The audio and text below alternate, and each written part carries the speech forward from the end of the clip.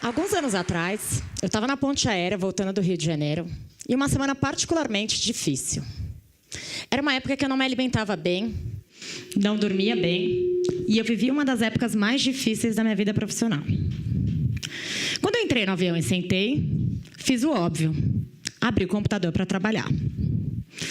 Logo, a aeromoça veio me pedindo para fechar, dizendo que o voo estava lotado e que não era permitido, na verdade, dizendo que eu estava na saída de emergência e que não era permitido o uso de computadores. Eu tentei mudar de assento, obviamente, mas o voo estava lotado. E então, como de costume, eu já estava pronta para colocar o meu fone de ouvido, quando eu escutei a seguinte frase: por que você não aproveita esses 40 minutos para você? Eles não vão mudar nada na sua vida. Quando virei, um homem simpático sorriu e continuou dizendo: sabe que eu já mudei do Brasil faz um tempo, mas me assusta, cada vez que eu venho para cá, ver as pessoas trabalhando e vivendo nesse ritmo e ver que eu vivia exatamente assim.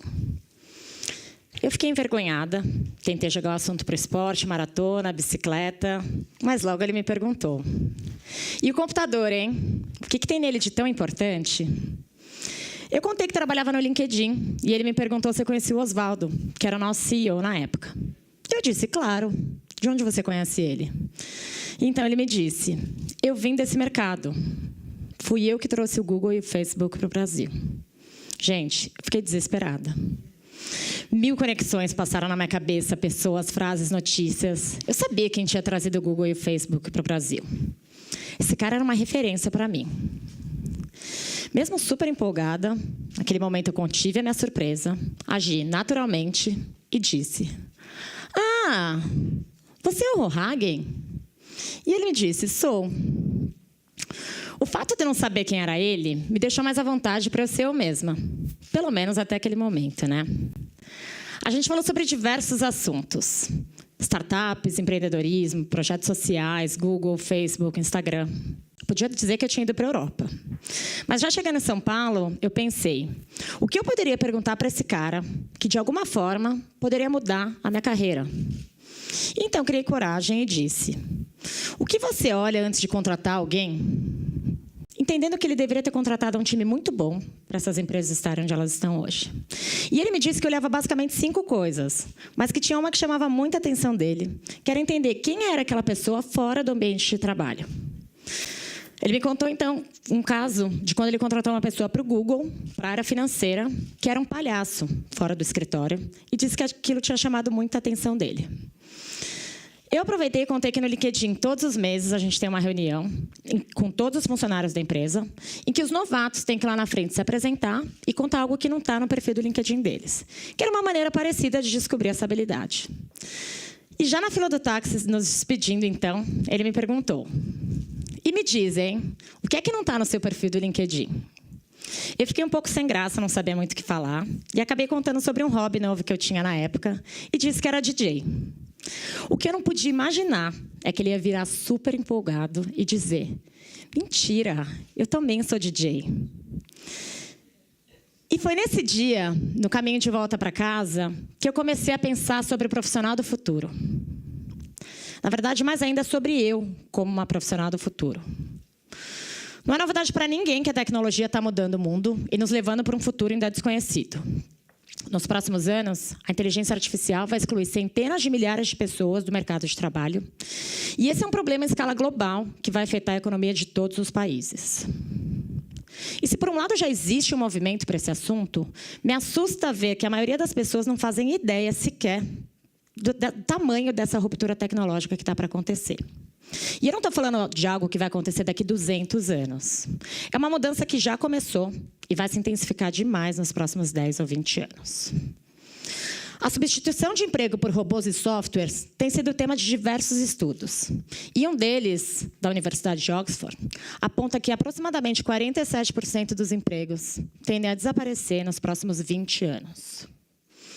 E aqui eu não estou falando só de motoristas, operadores de telemarketing e corretores. Professores, médicos e advogados também estão nessa lista.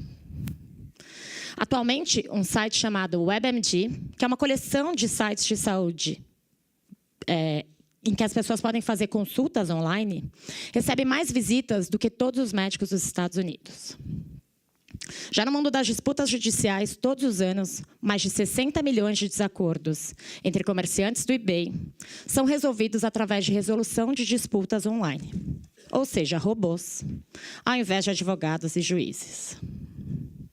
E se a gente pensa que só nós, profissionais, vamos ser transformados em robôs, o Vaticano concedeu a primeira licença digital a um aplicativo chamado Confissão, que vai ajudar as pessoas a se prepararem para se confessar. E eu fico imaginando como será que vai ser se confessar para um robô padre. Pois é. Se de um lado a gente tem esses milhões de empregos desaparecendo, é claro que diante dessa nova economia, muitos novos empregos vão surgir. Mas existe um ponto importante aqui. Se a gente olhar para a trajetória da Revolução Industrial, quando os humanos foram substituídos pelas máquinas, isso geralmente aconteceu em trabalhos de baixa qualificação. Quando a gente não precisava mais dos trabalhadores agrícolas, que representavam 80% do mercado de trabalho na época, eles passaram a ocupar as vagas nas indústrias que estavam surgindo. Ou seja, eles deixaram de arar a terra e passaram a apertar parafusos nas linhas de montagem. Quando esses empregos das linhas de montagem começaram a ser automatizados também, eles passaram da linha de montagem para serviços de baixa qualificação, que é onde essas pessoas estão hoje. Ou seja, até aqui a gente sempre deu um jeito, né? Agora, quando as pessoas dizem que haverá novos empregos do futuro, e que os humanos podem ser melhores do que a inteligência artificial, e que os humanos podem ser melhores do que os robôs, essas pessoas geralmente pensam em trabalhos de alta qualificação, como pessoas que vão trabalhar com robótica, com gamificação, com realidade aumentada. Eu não vejo como motorista de caminhão desempregado, aos 50 anos, que perdeu seu emprego para veículos autônomos, nem como um caixa de supermercado que não teve oportunidade de estudo, vai se reinventar diante desses empregos do futuro, que vão exigir uma alta qualificação. E isso faz com que o mundo caminhe para uma desigualdade jamais vista antes, uma vez que os mais afetados serão essas pessoas, de baixa qualificação e de baixa renda. E aí, o que a gente faz com tanta gente que vai ficar sem emprego? Muita gente diz que a solução para isso é a possibilidade de se criar uma renda básica universal, ou seja, oferecer uma renda básica para qualquer adulto, independente dessa pessoa trabalhar ou não. Eu confesso que eu fiquei um pouco chocada a primeira vez que eu ouvi falar nesse assunto, mas ele vem ganhando cada vez mais novos adeptos, inclusive grandes nomes do Vale do Silício, como Mark Zuckerberg e Elon Musk. Essa iniciativa é vista como uma forma de compensar o desemprego gerado pela automação. Só que aqui não está claro o que é universal, nem o que é básico. Quando a gente fala renda básica universal, a gente pensa, na verdade, em um problema de forma nacional para um problema que é global. E eu vou dar um exemplo aqui para a gente entender melhor isso. Imaginem vocês que a inteligência artificial e as impressoras 3D vão excluir milhões de trabalhadores escravos em Bangladesh. Quem vai pagar a renda básica deles? Será que os Estados Unidos e Europa vão recolher imposto do Google, da Amazon, da Apple e vão usar esse dinheiro para pagar a renda básica dos bengaleses? Eu não sei o que vocês acham disso, mas eu particularmente não acho que isso vai acontecer. E aqui também não está claro o que é básico quando a gente fala em renda básica universal. O que é básico para vocês? Quais são as necessidades básicas do ser humano? Algumas pessoas vão dizer que alimento e abrigo são suficientes. Já outras vão dizer, educação tem que fazer parte desse pacote. Mas se a gente falar de educação, de quanto tempo a gente está falando? 6 anos? 12 anos? PhD? Quando as pessoas perdem a sua empregabilidade, a única coisa que vai lhes restar é a renda básica universal. Então, o que compõe essa cesta é uma questão ética muito delicada. A gente está falando do provável surgimento de uma enorme classe de pessoas ociosas. E aí eu fico pensando, será que essas pessoas que reclamam tanto do trabalho vão ficar felizes com essa possibilidade? Ou será que doenças como estresse, depressão, obesidade e até suicídio vão se agravar ainda mais diante dessa falta do que fazer. Então, como a gente se prepara para esse mundo que a gente nem sabe ainda bem qual vai ser? Afinal, quais são os empregos do futuro? Detetive de dados? Psicólogo de robôs? A verdade é que eu não tenho essa resposta. Não sei dizer quais são os empregos do futuro e eu acho que talvez ninguém ainda tenha essa resposta. Do mesmo jeito que 10, 12 anos atrás, a gente não sabia que iam existir youtubers, motoristas de Uber, desenvolvedores de aplicativo, jogadores de League of Legends. A gente também não tem como dizer quais serão os empregos do futuro. 65% das crianças que estão no ensino médio hoje vão trabalhar em um emprego que ainda não existe. Mas então, como que essas escolas e essas universidades se preparam diante de um futuro tão incerto? Eu já estive algumas vezes no Vale do Silício visitando as universidades mais inovadoras de lá. Eu visitei universidades sem campus, universidades sem professores, colégios para crianças superdotadas que aprendem através de projetos, com impressoras 3D, corte a laser. Eu fui em uma universidade do Google com a NASA, que fica dentro da NASA. Eu vi muita coisa muito legal e muito interessante. Mas uma das que mais me chamou a atenção foi uma escola chamada Minerva School, em que, além de várias coisas super legais que eles têm um foco muito grande em desenvolver as habilidades comportamentais de seus alunos. Foi lá uma das primeiras vezes na vida que eu ouvi dizer que as habilidades do futuro não serão as habilidades técnicas, e sim as habilidades comportamentais. Uma vez que, com a inteligência artificial, os robôs poderiam aprender quase qualquer habilidade técnica que a gente tem hoje, mas, ao menos não tão cedo, poderiam desenvolver as suas habilidades comportamentais. O World Economic Forum reforçou esse insight quando listou e apresentou ali quais serão as 10 habilidades mais importantes para o profissional do futuro. E confirmou que todas elas, sem exceção, serão habilidades comportamentais e não técnicas. Em outras palavras, para ser bem-sucedido, esse profissional do futuro vai ter que saber como pensar e não mais o que pensar. A maioria das escolas e das universidades hoje nos ensinam o que pensar e não como pensar. A gente cresceu ouvindo dos nossos pais, dos nossos professores, dos nossos chefes e da sociedade em geral o que era certo e o que era errado. E diante de um modelo linear industrial como aquele, se a gente fizesse o que era certo, a gente tinha uma chance muito grande de sermos bem-sucedidos. Já na era digital, decorar nomes e fórmulas já não faz mais sentido. As respostas estão prontas na internet. Isso não quer dizer que a gente não vai ter que se desenvolver tecnicamente. A gente vai, sim, ter que desenvolver essas habilidades. E a chance delas estarem ligadas à tecnologia e à codificação é enorme. Porém, a velocidade da mudança das coisas vai ser tão grande que essas habilidades técnicas vão ter um prazo de validade muito curto. Em outras palavras, esse profissional do futuro, então, vai ter que ser um long life learner. Ou seja, ele vai ter que aprender para sempre. Aquela história de que a gente vai estudar até os 20 e poucos anos, e aí a gente vai entrar no mercado de trabalho, e a gente vai fazer algumas pequenas pausas para uma MBA ou para uma pós-graduação, não vão mais fazer nenhum sentido diante dessa nova economia.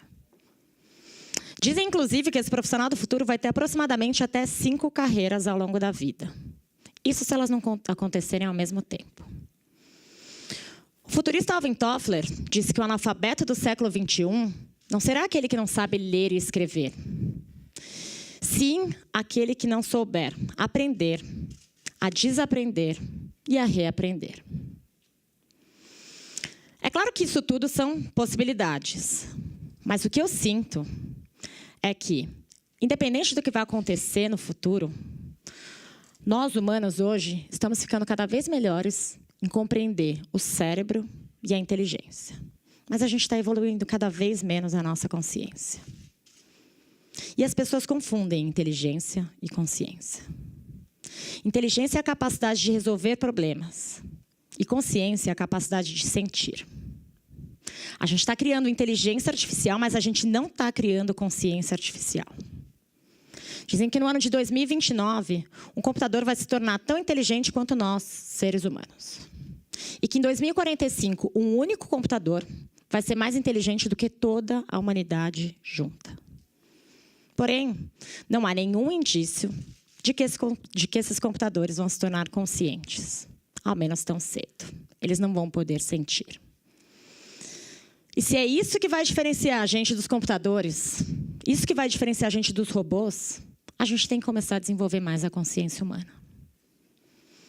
A gente está cada vez mais desenvolvendo o nosso externo e esquecendo de olhar para dentro da gente.